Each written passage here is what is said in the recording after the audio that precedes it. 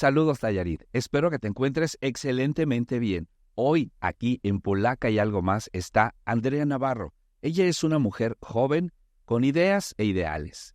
Ella es activista, luchadora social y defensora de las minorías. Y hoy está compitiendo para ser tu diputada federal. Te invito a que te quedes y conozcas su visión y sus propuestas. Está impulsada por la coalición Sigamos Haciendo Historia, Morena, Partido del Trabajo y Verde Ecologista. Recuerda que un ciudadano y una ciudadana bien informados son ciudadanos que toman correctas decisiones en la vida. Yo soy Abel Ametlazos y te invito, por supuesto, a que te suscribas a nuestro canal, participes en esta que es tu comunidad con tus mensajes y tus comentarios y ya lo sabes, dale like y comparte. ¿Qué te parece si ahora nos vamos a ver qué es lo que tiene que platicarnos Andrea Navarro? Andrea, bienvenida, qué gusto saludar. Pues muchas gracias por recibirme. Me encanta tu espacio. Quiero empezar con eso. Gracias. Mucho. Me gusta todo lo que tienes, todo tu equipo y está muy padre. Pues mira, ya son muchos años. Luego me dicen, está muy joven, no la habíamos visto. Es que se tiene un esquema muy cuadrado de lo que es un representante popular, o más bien de lo que es el político tradicional. Sí. Y yo soy una política, una mujer que hace política desde hace años, desde el 2011. Y desde antes, porque yo me acuerdo en la secundaria, quise ser presidenta de la planilla. Dime si no soy una mujer política. Sí, claro. Muy política. Entonces, la diferencia es que hay gente que tiene para los reflectores y hay gente que nos da la vocación para trabajar y construir desde el territorio. Y ese es el caso de tu servidor. Venimos trabajando con la claridad de que nuestro porvenir, nuestro caminar y nuestra existencia en la vida se determina por decisiones políticas. ¿En qué punto rompes tu esquema de vida habitual? Obviamente hablas de que inicias desde la secundaria y sí, de alguna manera la mayoría de las personas a esa edad es cuando empezamos como a que tener bríos de opinar, quizá de manifestar la inconformidad ante alguna situación con los prefectos, con los maestros, con los directores, pero debió de haber existido algo, Andrea, en tu vida que te hiciera pensar, no, tengo que dedicarme a la política, quizás sin saber qué era la política, pero que te llevó a lo que hoy eres. Eres una candidata. Entonces, ¿qué fue lo que movió a Andrea para este momento? Mi madre.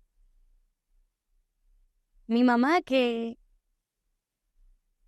es un ejemplo.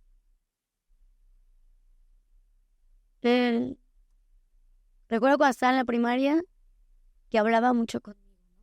Decía, las personas somos libres de hacer lo que queramos siempre y cuando no nos dañemos a nosotros mismos o a los demás. Para mí esta frase rige cada una de las situaciones de mi actuar. Porque me considero una mujer sin prejuicios, libre, autónoma y con la libertad de que si ahora me toca ser candidata a la Diputación Federal del Distrito 2, que es Tepic, sentirme muy orgullosa y servir. Si mañana me toca empezar nuevamente de cero, de la misma forma como lo he venido haciendo, me vuelvo a construir. Porque lo único que más vale en nosotros como personas es lo que tenemos aquí y acá. Y nuestra contundencia y la ética con la que nos hemos regido. Entonces, para mí, mi madre lo es todo y esa es la determinación que yo tuve para decir, vamos a hacer política. Es una madre que me dio una crianza sola porque no tuvo, en el caso, por ejemplo, de un padre que fuera quien me acompañara en mi crecimiento.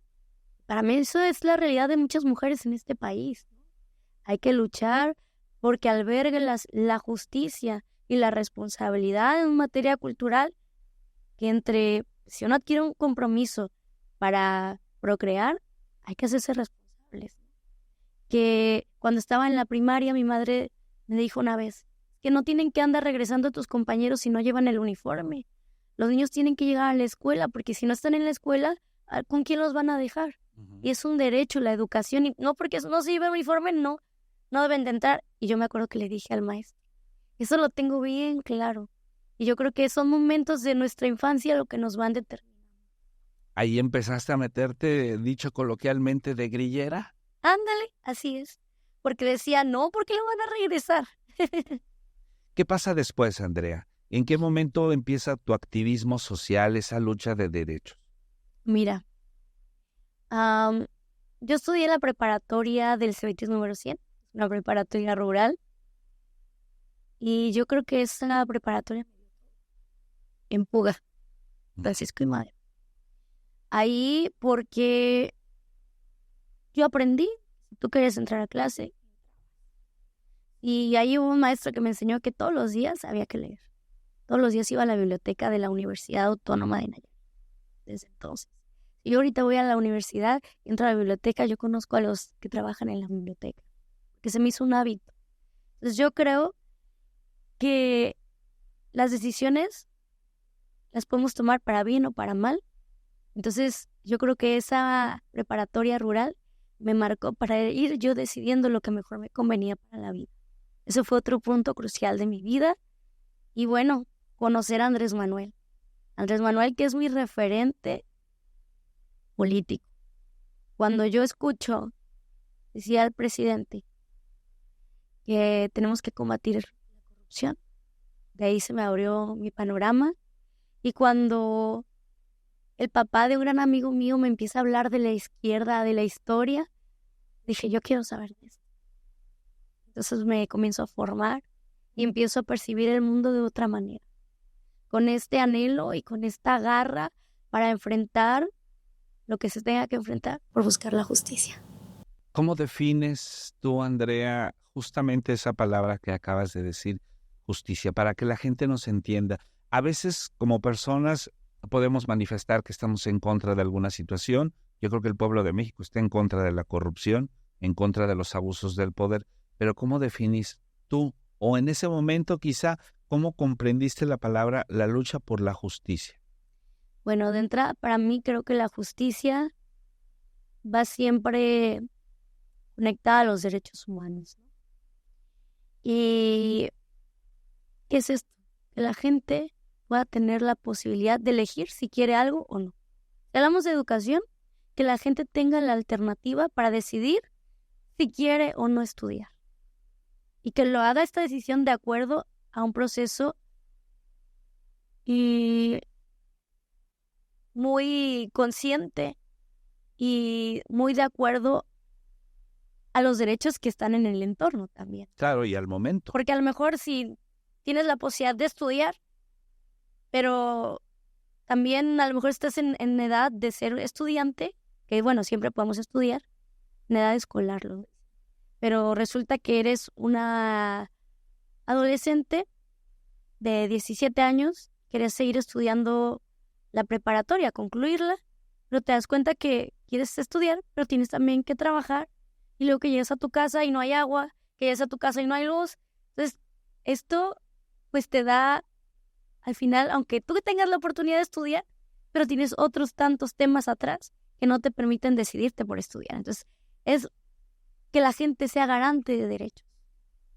Eso para mí es la justicia, que la gente pueda elegir si quiere o no tomarlo, o que si alguien enferma y tiene la posibilidad de ir al hospital público y decir, bueno, está el público, pero bueno, también tengo dinero para pagar el privado, bueno, pues me voy por el privado, pero es una decisión, no porque en el público no le ofrecieron una salud de calidad, una atención de salud de calidad.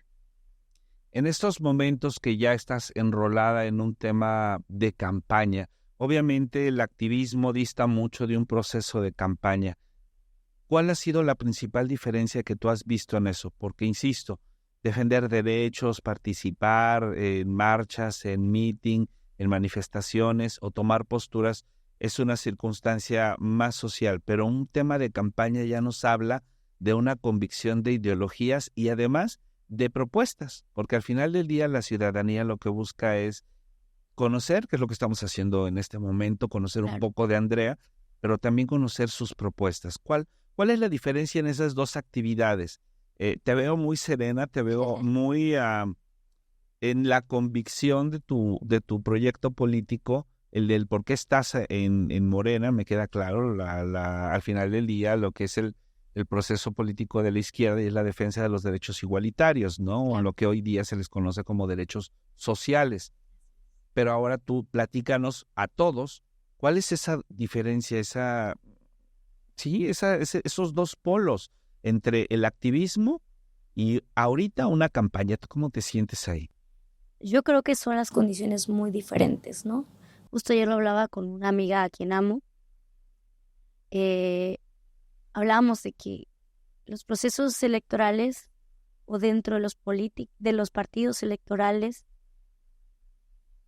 son verticales.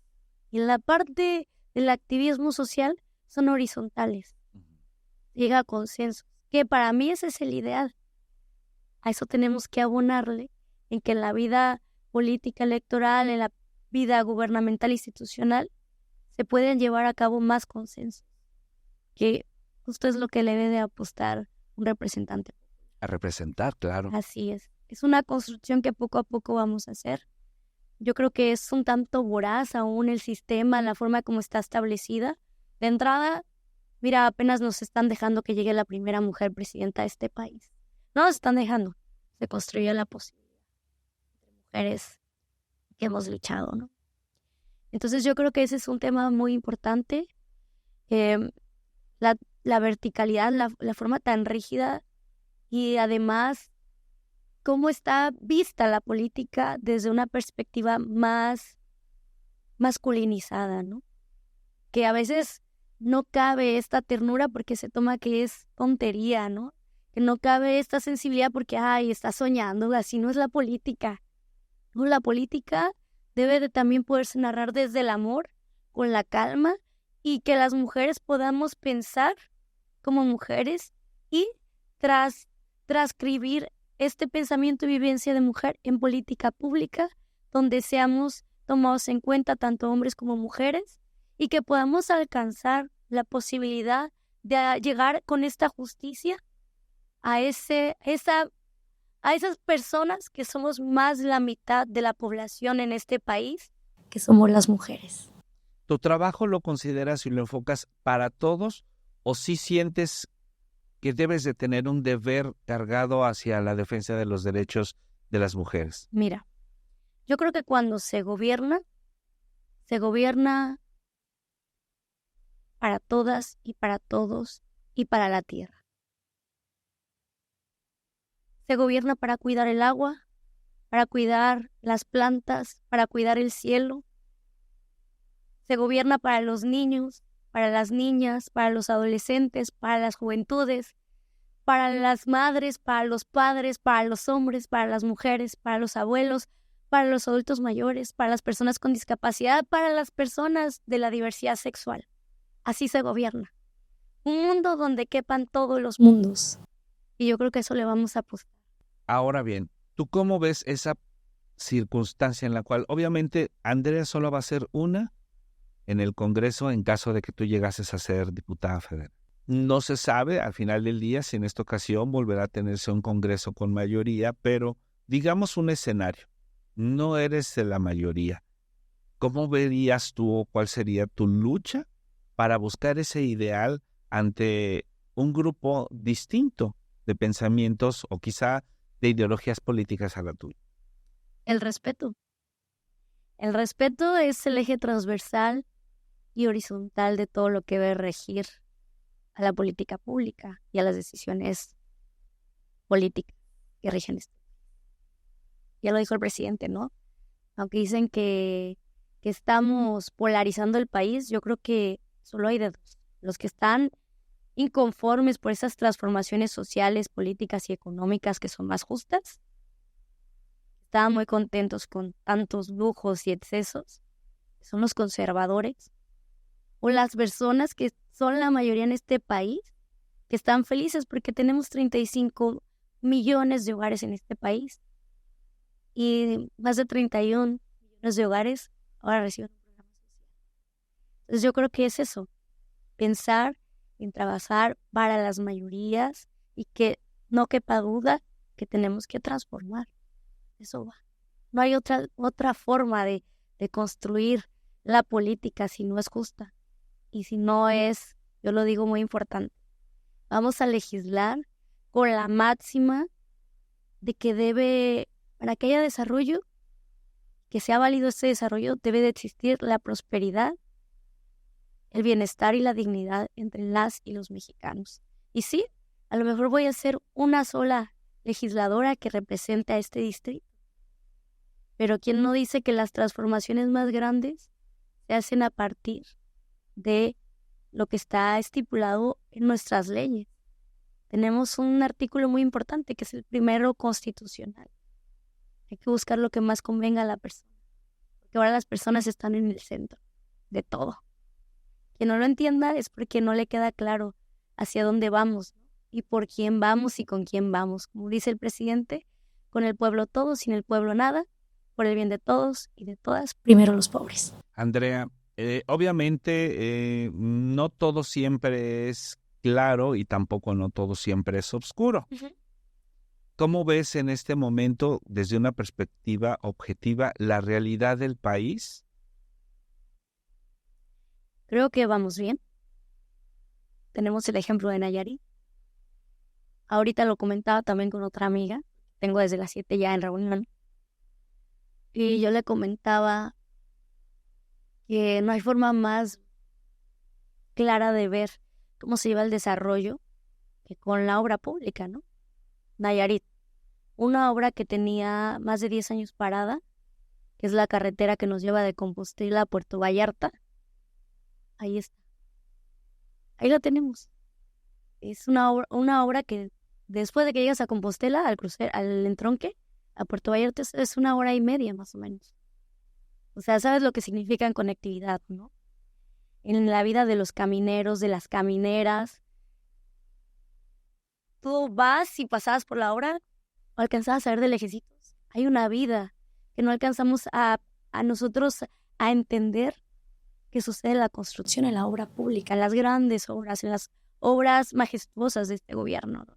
Tenemos ahora el aeropuerto, ¿no? También, que es otra oportunidad laboral. Tenemos los caminos artesanales, que es parte del plan de justicia de los pueblos originarios. ¿Y qué significa? Hay obra. ¿Quién la administra? El pueblo. ¿Quién la ejecuta? El pueblo. Ya no son estas mega empresas fantasmas que hacían una obra y luego desaparecían, ¿no? Ahora es el pueblo quien administra. Entonces, si te fijas, la obra pública impacta en lo micro, en estos espacios que a veces nadie se imaginaba que existían, y en lo macro. A eso yo quiero que la gente alcance a percibir cómo estamos avanzando. Por eso nuestra economía está bien, ¿no? O sea, ahora en junio se van a abrir 6 hospitales, si no estoy equivocada, de alta especialidad. Imagínate lo que significa. En esa parte que tú tocas del tema de salud, obviamente, insisto, hay claros y hay oscuros. Claro. En la parte de la salud se habla mucho del desabasto de medicamentos. ¿Cuál es tu percepción en ese sentido o cuál es tu visión en ese punto? Yo creo que cuando tú trastocas intereses nacionales e internacionales, porque el tema de la farmacología es un tema nacional e internacional. Correcto. Pues las empresas multimillonarias van a hacer todo lo que quepa en ellas para que se genere una percepción. A nadie le gusta que tú tengas tu almacén concentrador de medicamento y que además compres de una manera donde eficientizas los costos, porque la forma en cómo estamos haciendo las compras consolidadas de todo el sector salud eficientizan los costos. Entonces, ¿a qué voy con esto? A nadie le gusta que suceda esto. Tienes ahorros y entonces ahora, en lugar de depender de empresas enormes, tienes tu propia empresa que se dedica a almacenar tu medicamento y además a distribuirlo. Todos los cambios llevan a veces paradas y a veces como hay limitantes, pero cuando lo logras, vas a ver lo que va a suceder ahora que entre la doctora, ¿no? Yo creo que todos los cambios llevan como virtudes y estos claros oscuros de los que tú hablas, pero sin duda si tú vas ahorita al Hospital Central, porque yo hago esta encuesta, porque a mí el tema de salud me interesa porque tengo algo de expertise en el tema, Entonces, yo creo que la gente tiene la mejor encuesta. Dice, no, si vas, no te cobran un peso. Y además, entre más empoderemos a la gente, le digamos, a ver, señora, sí, los políticos están muy acostumbrados, o estaban, a que, no tengo el medicamento, pásame tu receta, yo te la consigo, te la gestiono.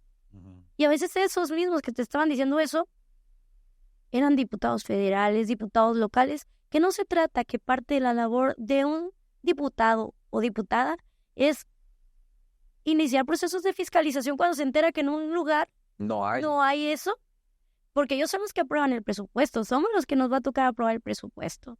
Pero además hay una comparecencia ante los diputados de las diversas instituciones. ¿Por qué no cuestionan? ¿Por qué mejor no dice, sabe qué, señora? A ver, pásame su receta.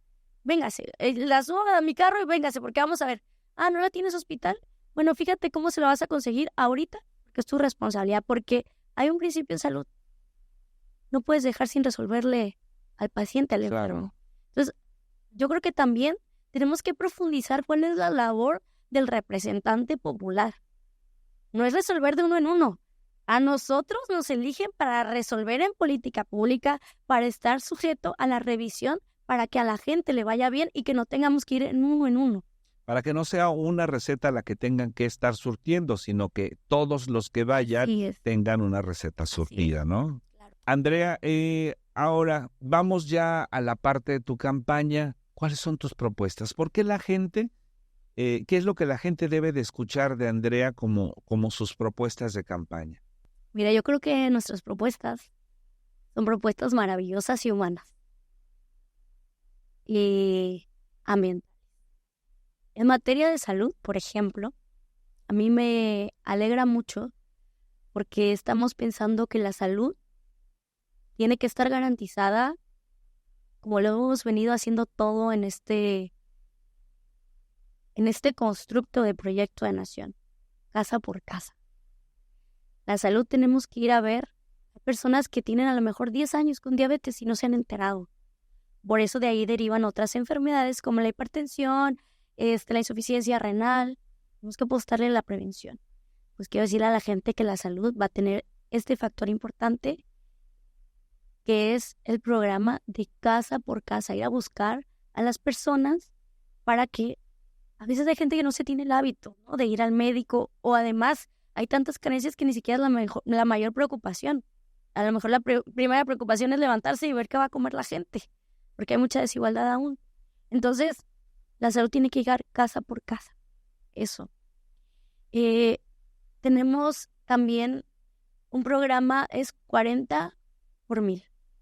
40 días de seguimiento y atención en materia de prevención para las enfermedades metabólicas, en el tema de la gestación, por 1000 días de un seguimiento al recién nacido para ver cómo está también la prevención en materia de enfermedades metabólicas. Y además, lo otro que en materia de salud va a atravesar el eje de atención psicoemocional. Eso es algo muy importante. Si queremos que la gente alcance el derecho a la felicidad, vamos a ver cómo nos encontramos emocionalmente. Eso, ¿no? Y bueno, que se va a seguir invirtiendo en infraestructura y también en el servicio, ¿no?, en el personal de salud. Eso. La otra es que vamos a crear un programa entre la SEDATU y el Infonavit de vivienda.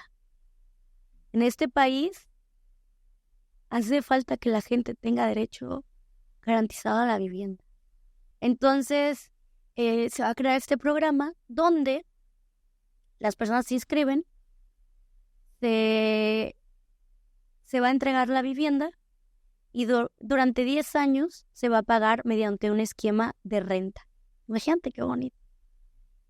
Entonces, tenemos pensado que de aquí al 2030, bueno, a partir de que llegue la próxima presidenta de la República, la doctora Claudia, se construyen 75,000 viviendas anualmente, que el 2030, y que estas sean mediante este esquema de renta.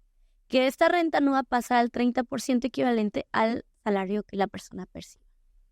Esa es una de las propuestas que tenemos. La otra propuesta es en el tema de los estudiantes. En materia escolar, el licenciado Andrés Manuel, cuando estaba en campaña, dijo que iba a haber becas Benito Juárez y que la beca de preparatoria iba a ser universal. Ese punto ya lo cumplimos. Y ahora tú vas a las preparatorias públicas y los jóvenes tienen su beca Benito Juárez por el hecho de estar cursando la preparatoria, ¿no? Claro. Entonces, ¿ahora qué vamos a apostarle? A que desde preescolar, primaria y secundaria tengan algo parecido a lo que se dio en la Ciudad de México con la doctora Claudia, que es Mi Beca para Empezar. Y ahora va a haber una beca universal desde preescolar, primaria y secundaria. Otra de las propuestas es que tiene que haber el mismo número de preparatorias que de secundarias, para que no haya jóvenes que no puedan cubrir la educación básica. Entonces, ampliar la cobertura educativa, ¿no?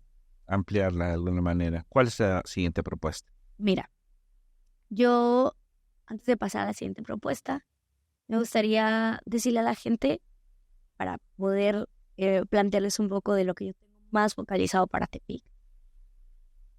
¿Qué hace un legislador, no? Más bien un diputado federal? Claro. Legisla, ¿no? Crea leyes, modifica leyes. Bueno, esa es una de las principales tareas que tiene. La otra, aprueba el presupuesto de egresos anualmente. ¿Eso qué quiere decir? Que ahí va a estar en la discusión de que si es correcto, que si a nivel nacional se aprueba tanto para esto, que si el otro. Pero yo creo que hay algo que no sé si ya se haya hecho o no, pero que es en lo que yo me voy a enfocar. Que es que haya una verdadera articulación en el Ejecutivo estatal, en el Ejecutivo municipal y en la legislación local. ¿Esto por qué? Yo me gusta mucho pensar en un medio ambiente sano, ¿no? Y el otro día recorriendo San Andrés, La Escondida y Bellavista, pues me di cuenta que la gente, ahorita estamos muy preocupados por lo que pasa en el Ixtete, Sí. que es gravísimo, ¿no? Que ahí también es un tema muy importante que se debe de abordar y darle un tratamiento lo antes posible. Eso es lo que está pasando ahorita, una contingencia que nos impacta porque además visualmente es gravísimo. Cuando respiramos se siente horrible. No, y en materia de salud es peor aún. Terrible. Pero hay algo que tiene años así y que no nos tiene tan alarmados a la gente de Tepic, que es la gente que vive en esas localidades que te menciono y que tiene años que el río pasa a un lado de su ventana y está contaminado y es un drenaje a cielo abierto. Entonces, ¿qué se tiene que hacer ahí? Bueno, pues yo lo pienso. Ya hay unas obras que se tienen proyectado para el saneamiento, pero creo que hay que articularnos los tres niveles y más bien los dos niveles, el estatal y el municipal, y además sus instituciones que se dedican al tema del agua, que es el CIAPA, el CEA, el CONAGUA, el nivel federal, para ir, se haga un recorrido, mesas de trabajo y ver cómo vamos a solucionar esto. Y que digan, a ver, este es el proyecto técnico que tenemos, mi diputada federal, vea cómo le hace porque necesitamos que ese recurso venga etiquetado. Con esta claridad, yo creo que podemos avanzar muchísimo para responder, pero necesitamos saber qué necesidades hay, qué proyecto técnico existe en cada una de las dependencias para ver cómo lo jalamos al presupuesto nacional. Entendamos entonces que una de tus principales propuestas, o digamos que la principal propuesta de Andrea, es el trabajo en conjunto entre el Poder Legislativo, que es el que pretendes representar si es que llegas a ser diputada federal, trabajando en mancuerna con el gobierno estatal y el gobierno municipal, justamente para hacer la proyección, la presentación de proyectos y la obtención de recursos. Así es. Y la otra, creo que también un diputado federal puede iniciar procesos de fiscalización. Puede ser el impulsor, ¿no? Entonces yo creo que a veces se tiene muy limitado la claridad de lo que es el diputado o la diputada federal. Nosotros vamos a ayudar a que Nayarit salga adelante. Necesitamos trabajar en equipo, porque imagínate, la universidad todavía no logra su rescate financiero. No sé, no quiero decir hablar con errores, pero al inicio del gobierno de Andrés Manuel, no sé si eran 8, no recuerdo exactamente, o 9 las que tenían un tema de que requerían ser rescatadas a nivel nacional, universidades públicas. Pues Nayarit todavía no lo logra. Se rescata y está a toda la disposición de la federación. Entonces yo digo, vamos a también a apoyar con los procesos de fiscalización en las diferentes áreas, que las instituciones cumplan como deben de cumplir a la ciudadanía. Y la otra, que yo creo que antes se le llamaba de manera errónea, bueno, a lo mejor sí era correcto porque existían el ramo 23, que un ramo que ni se fiscalizaba, que por ahí había mucha corrupción, ya no se usa para esos fines. Pero yo creo que la articulación, tener un pensamiento con mucha claridad de articular, cómo articular todo lo que hay en el gobierno federal, temas de servicios, programas sociales, insumos, todo esto, hay que ver cómo lo articulamos para que llegue a todas las colonias. Para que los recursos lleguen al pueblo, justamente, ¿no? Y es que se transforme en la realidad, en la parte más vivencial que es en territorio. Claro, como debería de ser y justamente como se pretende. Andrea, ¿cuál es tu mensaje? Ese mensaje con el cual tú quieres convencer a la gente de que tú eres esa opción que la ciudadanía necesita. Yo pues le quiero decir a la gente que yo creo que esta candidatura solo se va a construir y se va a definir con la fuerza del pueblo. Que este 2 de junio les invito a que nos acompañen en las urnas a depositar su voto, que no titubeen, que Morena y la coalición tienen la mejor opción. Tenemos un proyecto de nación definido que se construyó entre todos los 300 distritos electorales de este país y que solo hay de dos, o que regresen los corruptos o que siga la transformación, la justicia. Con la fuerza del pueblo este 2 de junio, estoy segura que lo vamos a volver a lograr. Por esta razón, te invito a que este 2 de junio votes todo Morena y que me des la oportunidad de representarte como tu diputada federal en el Congreso de la Unión y con toda la fuerza, pues que podamos salir triunfantes. Andrea Navarro, no se les olvide y pues voy por Morena. Muchas gracias. Muchísimas gracias, no, al contrario, gracias a ti que aceptaste la invitación para poder platicar y que la ciudadanía conozca tu visión y tus propuestas. Ya la vio usted, ya la conoce usted, ya escuchó lo que tiene que platicarle, ahora le toca a usted tomar la decisión correcta. Valore lo que ha escuchado, lo que ha visto de ella y de otras personalidades que están buscando la misma posición. Recuerda, un pueblo bien informado es un pueblo que toma correctas decisiones en la vida. Yo soy Abel Ahmed Lazos y por supuesto que te invito a que te suscribas a este canal para que te lleguen las notificaciones cuando haya un nuevo contenido. Dale like, síguenos, dale follow y por supuesto participa. Tus comentarios son sumamente importantes para nosotros y para todos. Tu opinión es la que importa en este espacio y en este contenido. Y nos puedes encontrar en todas las redes sociales como @EnfoqueNayarit, en Facebook, en Twitter, en Instagram, en TikTok y por supuesto en YouTube. Yo soy Abel Ahmed Lazos y nos vemos en otro programa de Polaca y algo más.